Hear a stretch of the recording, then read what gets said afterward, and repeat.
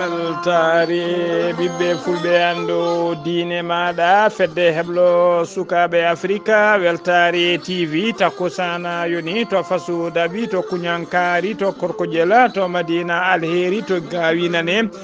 to tata cheikh oumar to awoyni to guetama to lumbal ñalbi to ɓohe ɓaleje ko to haya ko on takkusan juuɗa ha to galle chérifa bouye haydara to ñoro ko on takkusan kadi juuɗa ha to galle ibrahima sow ɓuɗo lidde samba sow to ma e ko taari ɗum kala ene jeeya e gardini kabaruji men to leydi mauritanie mohammed cheikh el ghazouani janoɗo koyta yettinoyde duwawuji mum jaltugol aduna wonnoɗo émirde koyta o arti o jofti nokshot o jofti jamma hanki e nder nokshot lamorgo leydi mauritanie to leydi sénégal ayiba dafe ko mandataire ousmane sonko wondude huissier de justice mabɓe huissier de justice mabɓe e maître clédor ly avocat ousmane sonko kamɓe kala ɓe jiyama ñalawma hande o yesso bureau ji dg e yesso bureau ji cd kala kono ɓe kaɗama nadde nder ɗiɗon bureau ji to leydi mali gouverneur mo kidala yettima yoga e bureau ji e direction ngaji e yoga e kawuji militaire nder diwan he o nder diwan kidal holliri tigui e oɗo saaha joni bureau ji ɗi ko ɓoli dendagal matériel gonnoɗo hen ɗum hen koko wujja ko heddi ko koko bonna to leydi to leydi burkina faso ko français naɓe nayo mbiya teɓɓe tuma tigui ko arnode ñukidade woni agent sécurité ji e nder leydi hen kedderoɓe ndo afrique ma ketto musidɗo men alassana oumar mbothio habaruji men jolam jaɓiri ma jiya hakkude israël e gaza ɓen ha to leydi france to dow laaci dettude amérique bisimilla mon e ketki hotodirte joni joni piren pacciren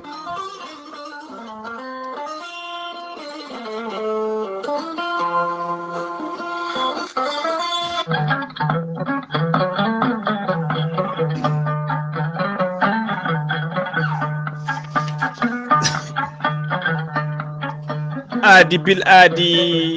salade aadi ɓuuri firtude aadi ceerno djiby sy wi ko fittata aadi mo aadodiri e jayde weltare ɓiɓɓe fulɓe andu diine maɗa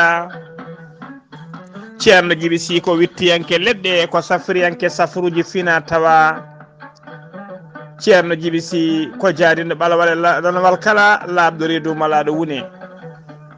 ceerno djiby sy ne allah ne rokki ɗuma gandal e hattani wawde yaltinde mborosaji kewɗi comiɗe nder reedu neɗɗo ɗe neɗɗo fonno oppirede o yaltini ha laaɓa ha jiira guite ma taw reedu ma seekaka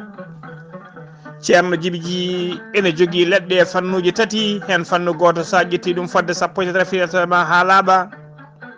fannu ɗiɗaɓo sa ƴetti ɗum fodde sappo e jeenayi rafin yaltayma ha laaɓa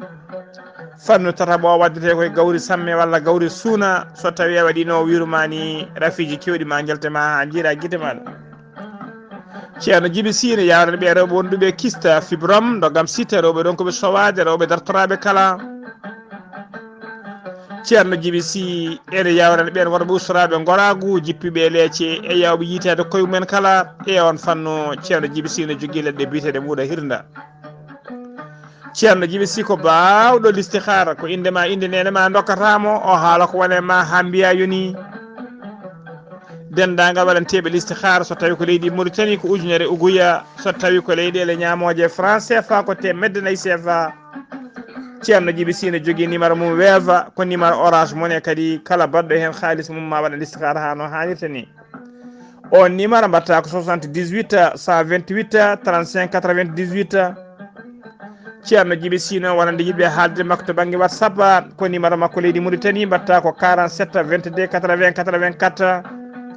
omo jogui kadi numéro appel goɗɗo e nder leydi mauritanie mbatta ko 34 49 40 59 ceerno djiby sy ne andi dendagal kilaneɓe mum e oɗo saaha mo tawi to nokshot base makko nettek waɗɗani jeeri nettek omo andine kadi kilaneɓe makko wonde base makko to Agnam Siwol ne golla hano hannirta ni ene tawi toon almudo makko ne wiye ceerno djiby Déme ceerno djiby Déme numéro mum mbatta ko 00 221 77 395 99 17 ceerno djiby sy ne andi dendagal kilaneɓe mum e oɗo saaha joni moɗen leɗɗe keso pulla omo jogui leɗɗe cafroje estomac leɗɗe ittoje seero so tawi a ƴetti ɗum dendagal ñonkoto ma yaltayma ha laaɓa omo jogui leɗɗe kadi a jubbate hen seeɗa mbaɗa e ataye ko leɗɗe lawƴoje reedu moƴƴuɗe e goragu kono kadi ɗe bonani e ndewagu ceerno djiby sy ko laaɓɗo reedu mala ɗo wone mbadden dando faade ceerno Djiby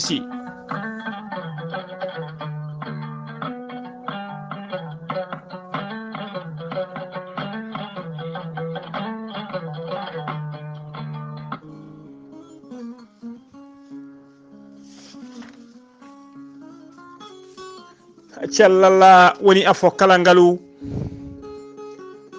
cellal ala ko foti gandal ne moƴƴi ne weeli kono gandal jaadungal e nunɗal ɓuuri welde ɓuuri moƴƴude ceerno Amadou Tidiane Diallo mo melga wuro jinneji ko gando bindi kono kadi ko laaɓaɗo leɗɗe ceerno Amadou Tidiane Diallo ko jaadino ɓalawal e danawal kala ceerno Amadou Tidiane Diallo ne safra fiji kewɗi ɗi jiiɗa cirola omo safra wonduɓe estomac wonduɓe tension koyɗe e keceje musoje koyɗe guloje ɓalli ƴakkoji ceerno Amadou Tidiane Diallo ene safra ɓen yanoɓe barogal waɗoɓe crise e kala saaha omo safra hayɓe seeɗineji bahliri hoore mum ha haɓɓa ceerno Amadou Tidiane Diallo mo melga wuuro seyɗe wuuro jinneji so tawi oɗon maldana ko dendagal rafi mbawɗa wondude kala on ɓurdata hen balɗe tati ceerno Amadou Tidiane Diallo ene safra dendagal rafiji goɗago no didorno e on fannomo jogui leɗɗe biyete ko muuɗa meeɗi moosa ceerno Amadou Tidiane Diallo mo melga wuuro seyɗe wuuro jinneji ene tawi oɗo saahaji nder Nouakchott lamorgo leydi Mauritanie to leegal 6e galle makko ne tawe hakkude robine 4 e robine 5 so tawi a yeehi ha hakkude ma yiɗon garage citernaji so tawi a darima garage citernaji ɗo ma sownoɗon étage mawɗo baɗaɗo karoje ko ɗon woni galle makko walla so tawi a ari ha yetti ɗon sa noti ɗiɗo numéro uji woni 46 94 21 91 ma hemmo ano anartini so tawi kadi ko WhatsApp jiɗɗa hebdemo ko numéro makko leydi France mbatta ko 00336 04 66 27 ceerno Amadou Tidiane Diallo ene yawrana ɓen wonduɓe dabruji waddaɓe korte omo yawrana kadi ɓen ƴeewoɓe kayitaji ɗaɓɓoɓe kayitaji e ƴeewoɓe embauche jokkodire ceerno Amadou Tidiane Diallo mo melga joni joni jiɗɗa hoore maɗa ceerno Amadou Tidiane Diallo kolla abdou reedu mala ɗo woni mbadden dando faade makko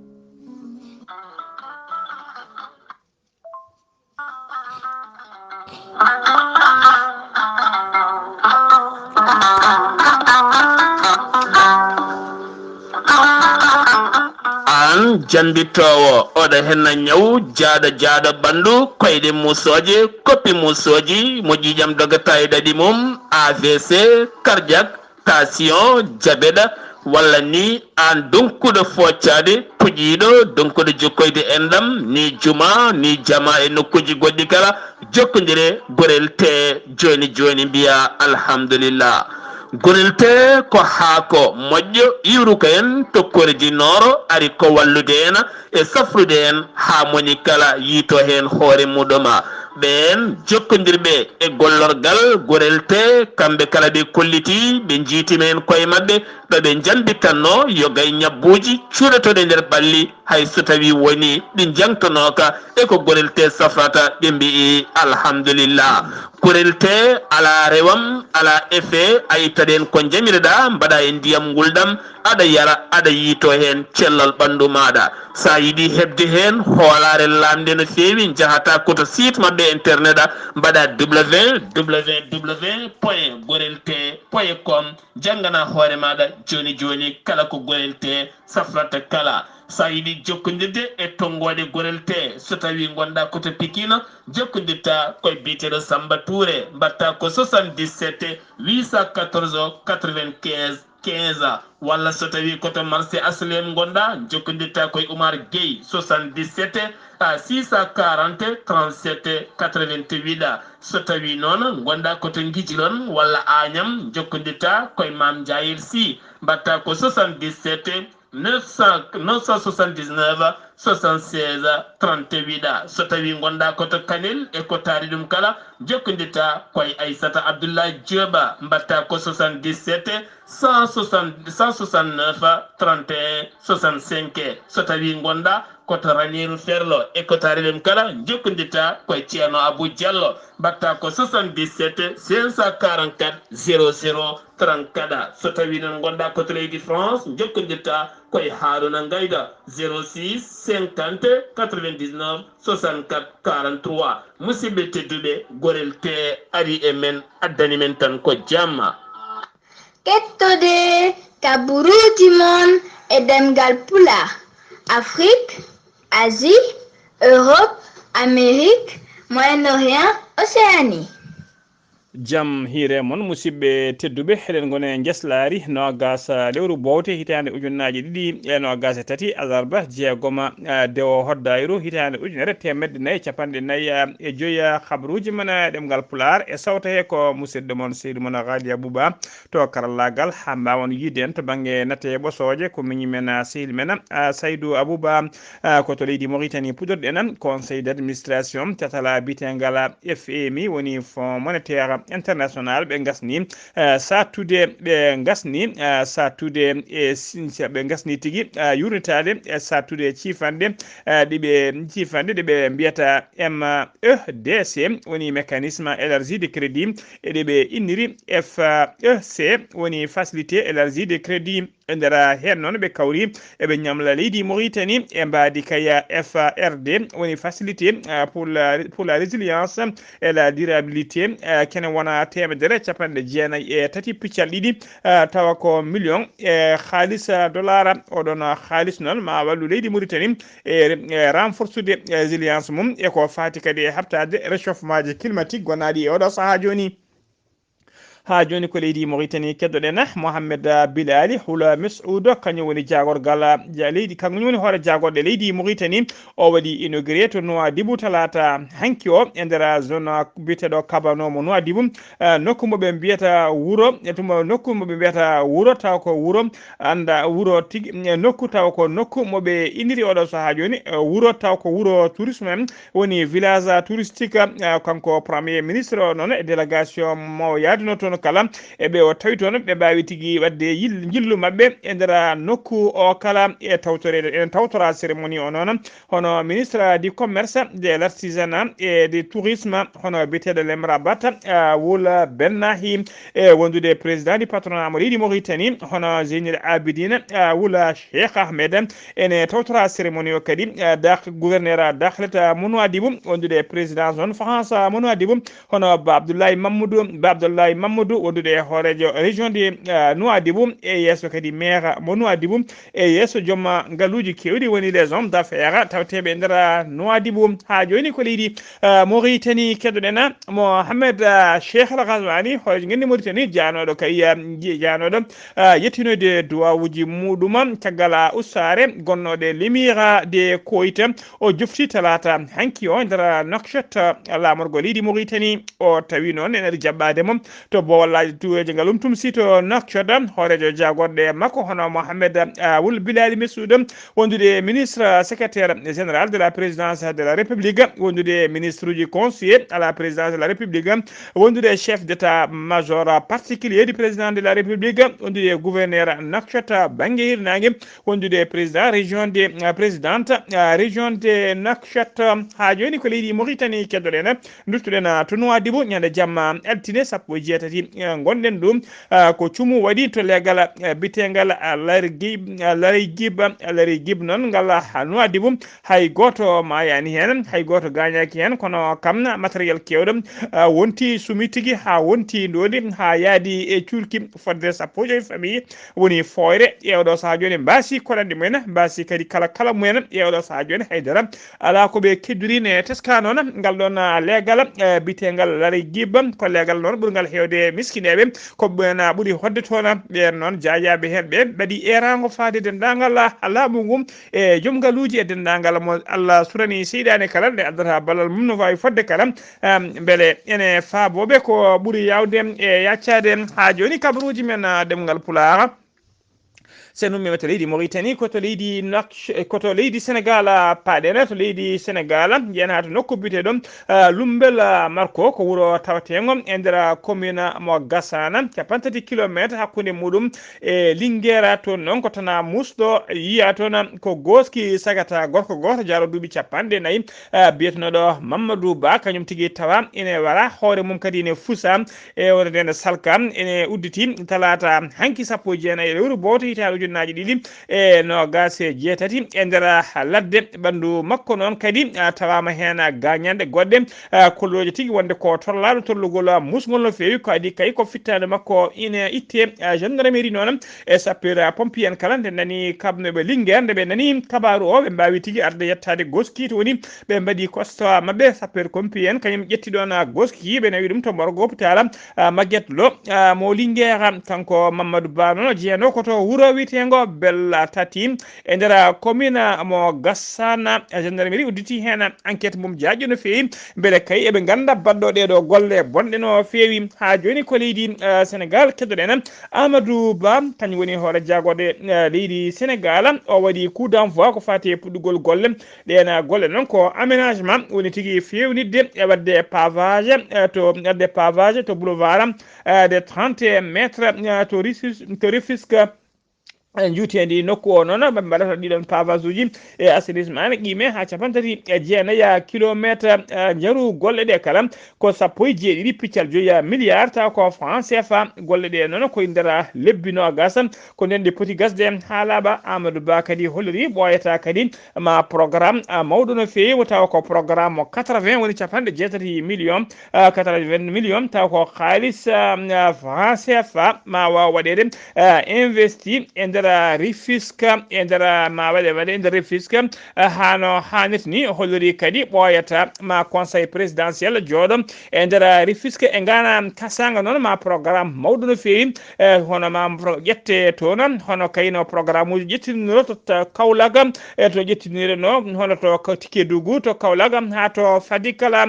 commune aji kewɗi kadi ɓattiɗi Rufisque ɗi ko wayno ko wayno Bargny ko wayno Sangalkam ko wayno Sébi ko wayno Sebeti Kotana e ko wayno Diamniadio e ko wayno Yena e Bambilor ɗiɗon commune aji kala holiri ma mbaw tigui hebde gartama e oɗon programme e wiide Amadou Dawo kañum woni kolaɗo Kuba woni secrétaire général cetal bitegal agré route ngal Sénégal assainissement et éclairage public kala e wondude espace vert ɗum kala ma waɗe e nder ɗiɗon commune aji ha joni ko leydi Sénégal keddoɗen hono mbiruɗen gardini kabaruji men Ayib Daffé kañum woni mandataire Ousmane Sonko alarba hande o kadi o dawino to CDC woni tigui to CDC to non koto caisse de dépôt et de consignation omo addori noon décision taw ko décision juge noon jamirɗo kay yo Ousmane Sonko yo inde mum watte e listuji électoral beele kay ene wawa jeeyede e candidat ji ƴamoɓe lefol laamu nde o yetti toon noon policier ji kewji no fewi kañumen tigui kandi CDC o woni tigui caisse de dépôt de consignation ko tan policier ji kewɗi o tawine handi nokku o ronki yetta ɗum no fewi ko noon ronki yettade bureau ji ɗi ɓe mbimo noon ala koɓe kaɗirimo nadde kay o holliri wonde kamɓe ɓe kewi ko yamirore ummorade e mawɓe mabɓe haddemo kayya nadde CDC noon jaɓani nangude kadi caution mo Ousmane Sonko ko noon kadi DG woni direction générale des élections ko cadal halfinagal ko fate sumgoji ɓen kadi jaɓani rokkudemo fichier ji de parrainage teskama noon caggal ɗum noon o addi ɗon e huissier de justice wondude tigui e o noon taw ko clédor li on ko avocat Ousmane Sonko kamɓe kala noon ɓe mbaɗiɗi feere kala kono policier ji garduɓe ɗiɗon nokkuji kadi ɓe yettade ɗiɗon bureau ji ha joni ko leydi Sénégal keddoɗen Oumar Balde ko docteur woni tigui jippinannoɗo e ngabbinannoɗo marchandise uji to port mo Dakar omo tawe e juuɗe police mo Rufisque o yara noon duuɓi joli Rufisque kanko noon o tuuma tigui kanko Oumar Balde noon o nanguira ko warde sefittade ittude fittadu sehil makko fittadu sehil makko biyetenoɗo Cheikh Touré ko indira hare nona umara balla jawdubi nogas nayi ko den tigi kanyum tigi kanyum tigi indira balla kanyum tigi dufti labi indira hare caggalde be dugdi ha wuli wonti hare ko don tigi umara balde o dufti labi rofimo labbe nayi don yani non caggal kayde o jetta o mo nawe juude safrobe koy lawol kanko betnodo cheikh kanko be cheikh touré ko heno wasi fittanu makom teskama non ko bone sak makka ko nyimari nobe caggalde be kebno sak makka e ndera porto be ponno ko feccude sako kanko cheikh tubirnoɗo cheikh touré o noon koko ñum tigui yeeyi sako taw ko kañum tana ɓamdani e makko ko ɗum saabi caɗele hakkude mabɓe tana o noon waɗi ko ñande jamma sappo e jeetati wiyata sappo e jeenayyi décembre sanga 3h du matin ɓe kaaɓi noon ko sarade nokku to wiyete terminus train express régional koye saaha cheikh touré mbiɗen wonno tigui e nawede e ronda tigui nawete juuɗe safroɓe ko hen o hawri e lajala e lawol ha joni kabaruji men ɗemgal pulaar to leydi sénégal ha joni jehen ha to madina gounas wuuro teddugo jabɓuɗen musidɗo men sehila men hono alassane hono ama sambalo assalamu aleykum wa rahmatullah. Waalaikum salam wa rahmatullahi ta'ala wa barakatuh. Ghalii Abuu Bah mi saminima kadi mi juurimama mi samini dennagal bandiraɓe hettotoɓe weltare tv weltare ɓiɓɓe fulɓe andudenma Ghalii Abuu Bah kabaruji en ɗo nder wuro tetongo majjano gounas eɗen gandi o dumon kala wonno noon koye dawi ɗon guesti Allah jama tidiani ba Ghalii wottirde majjano gounas ko fate dawi yargol diwan fas gounas diwan tambacounda diwan ɓondu e diwan majjano gounas kal ha gambi dennagal juɓɓe kala tawtornome e oto alan ko jewtuɗo Ghalii Abuu Bah gam sampade guerte on ñalawma guerte sampama ña hen lappama ha gasi gironden noon woni noon koye ƴaragol dawi ƴaragol guesti Allah jam tidiani ba ɗo saaha mo kalde Ghalii Abuu Bah Allah nowni ƴarama gasi ha laaɓi oɗo saaha woni koye reññede goji ɗi nawettode foti moftetto Ghalii Abuu Bah noon kadi Ghalii Abuu Bah ci Allah jam tidiani ba Ghalii woftirde majjano gounas oɗo alarba mo kalten o dawni ɗo e ndew tuttugo majjano gounas sanga 11h o yabani toon to Tambacounda ko ɗon o walata alal alkamisi janggo so Allah jaaɓi nogas go lewru ndu o yaɓan toon Dakar laamugo liste ngal caggal waydemo Dakar fodde lebbi jeenayyi banda juuɗe mum on diwan kala jewnima kanko gar o yewni ɓe ceerno somo waynoɗo dental ngal e majjano gounas o heewi wiide omon yaaha ɗanngal l'islam kanko wonɓe ɗo ɓe jaadi kamɓe kadi gondiron kala ko ɓen liggiga e moƴƴere nde wuttude ko majjano gounas kamɓe ndendi kala kadi ko liggiron e diino e l'islam e moƴƴere kamɓe woɓe gaɓe kadi ndendi kalifum Allah koye mabɓe kalifum Allah ceerno e dental ngal kala e kuɓal e jetti bandiraɓe kala en jaadiɓe hano haji Ghalii Abuu Bah ko musidɗo mon Amadou Samba Lodɗo e majjano gounas fewde weltare tv weltare ɓiɓɓe fulɓe andu uddiyinama. Allahumma amina seydi keɓe sen ummima toon to madina gounas mbaɗen tabal jehen ha to Ziguinchor ciftorena musidɗo men seydi men ceerno men ceerno Amadou Issaga Keɓe nde Allah jurmotomo yaafomo halamal janna kanko e dendagal mayɓe julɓe kala ko noon kadi calminirten dendagal hettiyankoɓe Ziga FM habaruji men ɗemgal pulaar sen ummima to Ziguinchor ko to leydi Mali paaɗen laamu transition ko leydi Mali ɓe ɓayini communiqué mabɓe nden on communiqué noon ko feccude sunare mabɓe e hoddiro kay jannoɗo eto Guinée Conakry caggal kay nde dépôt mabɓe mawɗo no fewi fettuno toon taw ko dépôt carburant ɗum fettuno ko ñande jamma 17 ne wiyata 17 décembre ndu gonɗen ndu ko central mawɗo mo carburant moftere ko ɗum fettuno toon waɗino noon fodde 17 neɗɗo wasɓe hen pittali men laamu transition ngu mari noon ene duwono dendagal ɓesgu guinenaɓe kala eɓe mbiye tan mayɓe ɓe nde Allah yurmotoɓe yaafoɓe harnaɓe aljanna dendagal barmuɓe hen ɓe kala nde Allah rokka ɗumen cellal mbawa tigui yatude haajuji mumen ha joni ko leydi Mali keddoɗen en jehen ha to legal bitegal ñamma buggu yimɓe legal yimɓe jeeyaɓe to legal ñamma gubu noon hay sinno kay ɗanima e oɗo saaha joni ɓe ɗanorto ko guitel gotel woni guitel lella Allah kay e legal ngala hewde bandiji e wuyɓe kamɓe yimɓe legal ngal noon ɓe erima jaagogal kalfinade ko fati nden ka e kisal leydi Mali nde fabotoɓe kay ko ɓuuri yawde e yaccade ene teska noon leydi Mali ha tengti noon e guure mawɗe ɗe ko wayno Bamako e ko taari ɗum denda kala kay nde mayirɗe hitande woni fendelani bandiyagal e guykaji ne heewi ɓeydade e nder leydi hen hano hannirtini ha joni ko leydi Mali keddoɗen jeen ha to Kidal gouverneur mo Kidal hono général El Hadji Agam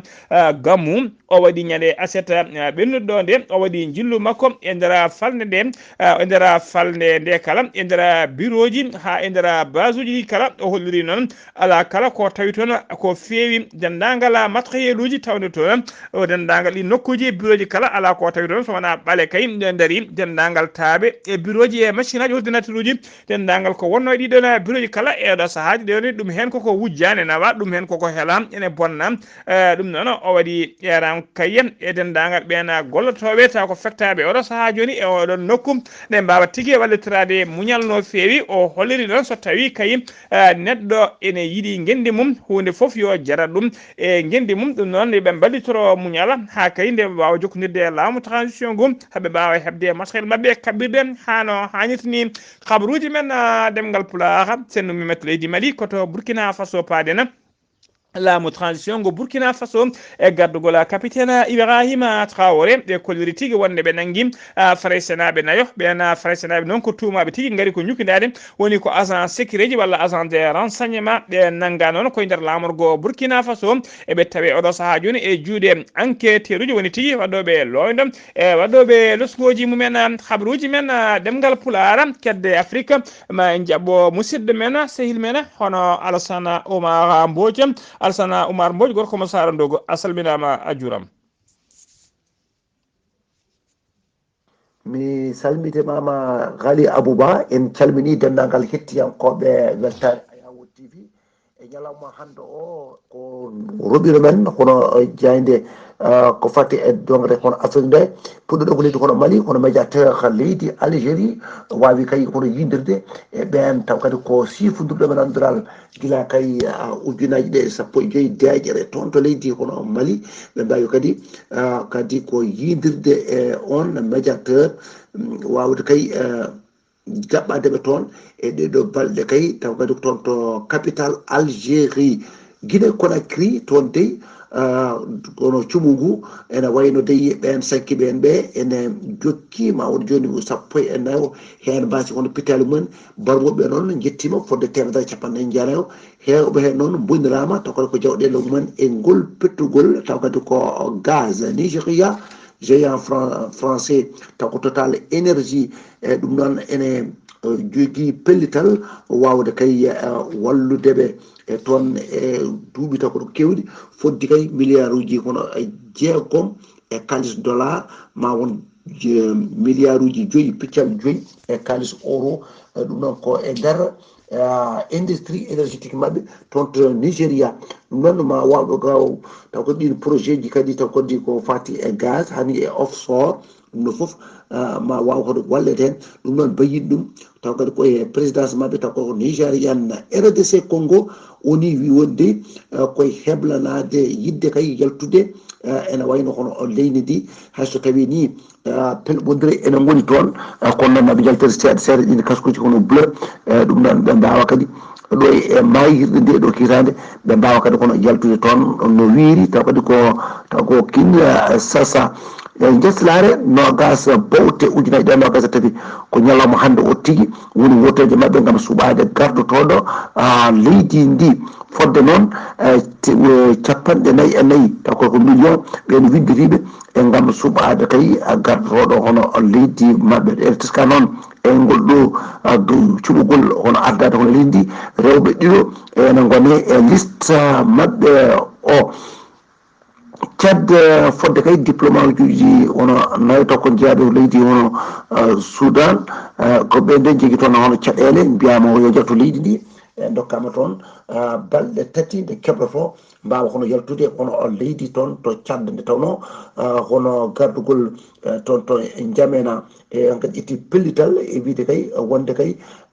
koɓe takkiɓe ko e wono jadanakiɓe haydara ɗum noon oɗo wiide wonde ko kamɓe kay kono caabi kude e peɓɓudal hakkude leydi to Soudan o ɗum no waɗiriɓe mettere no fewi e wiideɓe kay hono gueɗe ñande aset sappo e jeegom taw kadi ko lewru bowte ujunaji ɗen no gasa tati e haalande kay jooɗiniɓe toon leydi kono suudan toon to Tchad Ousmane Mohamed Yuni ɗum noon ko wawi kadi wayinde ɗum haalande ɗum noon ko jagorgal taw ko leydi kono Tchad ko fate e gueɗe caggal ɗon leydi biyeteɗo Mahamad Saleh ko on tigui wi wonde yooɓe jaltu noon leydi ndi ɗo e balɗe tati kamɓe noon ɓaɓe gona onon nayoto ko diplomate uji en noon bandiraɓe ko ɗo kabaruji men kaadi e ko rumbiɗen e dongre Afrique o tan wonno koye dande musidɗo moon Alsan Oumar Mboti gorko mo sando ngam weltare Ayawu TV.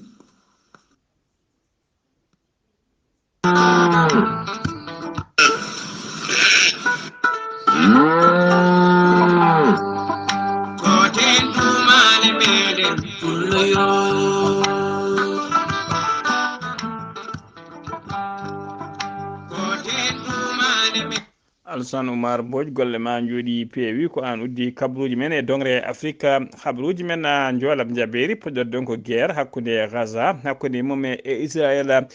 gardiɗo fedde Hamas noon biyeteɗo Haniye mo tawi wiyeteɗo Haniye ene tawe ñalawma hande o e nder leydi Égypte addimo toon noon koye mbadi kaldigal beele kay trêve woni tigui maslaha ko fate dartinde piyanɗe ene wawa wonde hakkude mabɓe e leydi Israël ende on trêve ɗon ko beele kay eɓe goppita otage uji taw ko ɓe nangui Israël naɓe Israël woppita prisonnier mabɓe beele kadi mete beele kadi ko wiyete guura e balle ene wawa nadde Gaza hano hannitni conseil de sécurité de l'ONU noon ha joni ina jokki kay yidde wadde jonde mum ƴewtude peeje kay tambe kay yerone darto e jamma duumiɗo ene daraw ene hakkude mabɓe eɓe poti noon joɗade alarba hande o nogas lewru décembre kene wona balɗe sappo joni noon e kala ñalawma ɓe mbiyata koɓe jooɗo caggal ɗum ɓe dirtina hono Ben Yamin Netanyahu noon kañum woni gardiɗo leydi Israël oɗon holliri so tawi kay Hamas ne lutti e nder leydi e nder Gaza kanko noon o dartinta guerre ha nde o momti Hamas ha laaɓi kala so tawi noon ko PAM woni programme alimentaire mondial ko fedde gotago windere haɗani kay ko fate haɓade e heegue ɓe kolliri kamɓe nde ɗon fedde noon walla ngal ɗon cetal ɓe kolliri tigui wonde ballal taw ko ballal guuram ina foti woni aide humanitaire ina foti yettade kay e nder Gaza tawi ngal ummotoɓe koto Jordanie koto leydi France paaɗena suudu sarɗiji no leydi France ɓe gooti kuulara taw ko fati projet de loi immigration ko fati kay e yuritade ɗanniyankoɓe wonɓe nder leydi mabɓe e haɓade kay dendagal yaltinde kay ɓen ɓe ngala kayitaji e nder temedde hollirama noon temedde tati capanɗe nayyi e jeenayyi député ɓena gooti juuɗe mumen kay ene jaadi e ngoɗon miijo wi wiye so tawi noon ko wiɓe a jaadani hen ɓen ko temedere e capanɗe jeetati e jeegom on paami tigui wiɓe no wiɓe kañumen polito pucci dogata jagorgal leydi France noon kala finata ko fate cellal aade hollirama kañumne mette mum waɗi démissionné yalti ha laaɓi e gouvernement ɗeɗo balle kala e hanki noon wono tigui koye sikki sakkaji e ñalawma hande o noon hono joguiɗo konngol laamu ngu ono joguiɗo konngol porte parole du gouvernement ɓayini tigui wonde kanko biyeteɗo Aurélien Rousseau o waɗi tigui o waɗi démissionné ha laaɓi e gouvernement he lomtimo eɗo saha joni e mbadi par intérim ha tigui ministre goɗɗo suuɓe ko biyeteɗo Agnès Firmin Lo Bodo ko kañuma lomtimo e para intérim guila hanki noon mbiɗen ko jeddi ɓe mbiya o démissionni ɓene mbiya o ala ko ñalawma hande o ɗum tenki hano hannitni ñala ko fati noon hollirama kadi Emmanuel Macron hoolejo leydi ndi ene foti tigui wadde kuccam mom jamma ñalawma jamma hande o kanko Emmanuel Macron e télévision biyeteɗo France 5 taw kadi ko haalata koko fati kay e oɗon fanno woni ko fati immigration ha joni kabaruji men ɗemngal pulaar uddirten koto dowlaji dentuɗi Amérique cour suprême état biyeteɗo Colorado holliri tigui talata hanki o wonde candidature Donald Trump Trump e nder état mabɓe ko irréversible woni tigui jaɓetake ɓe jaɓani oɗon candidature yidde mabɓe kay ko yo oɗon biteɗo Donald Trump yo inde mum itti kay ɓe listata kay ko waɗoɓe primaire woni tigui yimɓe renduɓe parti e ndenda e kala saaha mbaɗa sumgoji hakkude men ƴeewe kay fodɗo suɓede kamɓe état mo Colorado noon yidde mabɓe kay ko inde on biteɗo Donald Trump meɗen wonde hoto leydi nde inde mum ittete ha laaɓa kay e ɓeɗon taw ko ƴamoɓe lefol laamu yidde kay wonde horejo leydi ndi musidɓe tedduɓe gasi ha laaɓi ceer ko ɗum ɗo wonno komin tongan noon habaruji mon e ɗemgal pulaar e sawta he ko musidɗo mon sehil mon Ghalii Abuu Bah to karallagal ha mbawon yiden to banggue nete ɓosoje ko miñumen sehil men Saydou Abou Bah so tawi tawi noon koto Medina Gounass ko Amadou Sambalo e so dongre Afrique robiro dongre Afrique ko musidɗo men Alassane Oumar Mbodjo ketkimalaki jaam yo jaam Allah jogomi jogon